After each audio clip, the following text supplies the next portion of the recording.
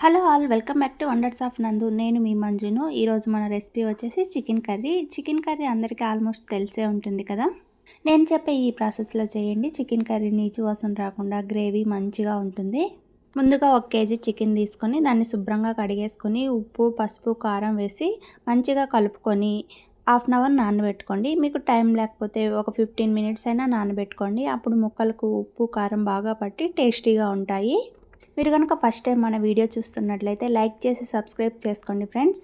నేను ఇక్కడ half an hour తర్వాత చేస్తున్నానండి. స్టవ్ మీద ప్యాన్ పెట్టేసుకొని అందులో 2 స్పూన్స్ ఆయిల్ వేసుకొని ఆయిల్ హీట్ అయిన తర్వాత యాలకులు, లవంగాలు, చెక్క, జీలకర్ర వేసుకొని ఇవి కాస్త ఫ్రై అయిన తర్వాత సన్నగా కట్ చేసి పెట్టుకున్న పచ్చిమిర్చి, ఆనియన్ ముక్కలు వేసుకొని ఇవి మంచిగా బ్రౌన్ కలర్ వచ్చేంత వరకు వేయించుకోండి. ఆనియన్స్ ఎర్రగా వేగితేనే కర్రీ అనేది టేస్టీగా ఉంటుందండి. చూడండి, ఇలా మంచిగా వేగాక ఇందులో మనం ముందుగా మ్యారినేట్ చేసి పెట్టుకున్న చికెన్ని వేసి దీన్ని బాగా కలిపేసుకొని మూత పెట్టి చికెన్లోని వాటర్ వచ్చి అవి ఎగిరిపోయి ఆయిల్ వచ్చేంత వరకు ఉడికించుకోండి. అప్పుడు నీచు వాసన రాకుండా చికెన్ టేస్టీగా ఉంటుంది.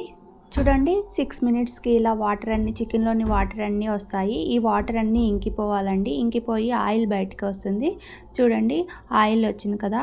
ఇప్పుడు ఇందులో సన్నగా కట్ చేసి పెట్టుకున్న టమోటా ముక్కలను వేసుకోండి. ఇందులోనే 1.5 స్పూన్ కారం, ధనియా పొడి, టీ స్పూన్ గరం మసాలా, రుచికి సరిపడినంత ఉప్పు వేసి దీన్ని అంతటిని ఒకసారి బాగా మిక్స్ చేసుకొని మూత పెట్టేసి 5 to 6 మినిట్స్ పాటు ఉడికించుకోండి. ఇలా ఉడికించుకోవడం వల్ల కారం, ఉప్పు అన్నీ ముక్కలకు బాగా పట్టి టేస్టీగా ఉంటాయి. కూర కూడా కలర్ఫుల్గా వస్తుందండి ఇలా వేయించుకోవడం వల్ల. చూడండి, ముక్కలు బాగా ఉడికాయి. అలాగే కర్రీ కూడా చాలా కలర్ఫుల్గా ఉంది కదా. ఇప్పుడు ఇందులో 1 గ్లాస్ వాటర్ పోసుకోండి. మీ గ్రేవీకి తగ్గట్టుగా వాటర్ పోసుకోండి అండి. కానీ నాన్ వెజ్ కర్రీస్లో ఎప్పుడైనా వాటర్గా ఉంటే బాగోండి. కొద్దిగా చిక్కగా ఉంటేనే కర్రీ టేస్టీగా ఉంటుంది. ఫైనల్గా ఇందులో కొద్దిగా కస్తూరి మేతి, కొత్తిమీర వేసుకొని కాసేపు ఉడికించుకొని సర్వ్ చేసుకుంటే ఎంతో టేస్టీగా ఉండే చికెన్ గ్రేవీ రెడీ అయిపోయింది. మీకు కనుక ఈ వీడియో నచ్చినట్లయితే ప్లీజ్ లైక్ చేసి సబ్స్క్రైబ్ చేసుకోండి ఫ్రెండ్స్. Thanks for watching.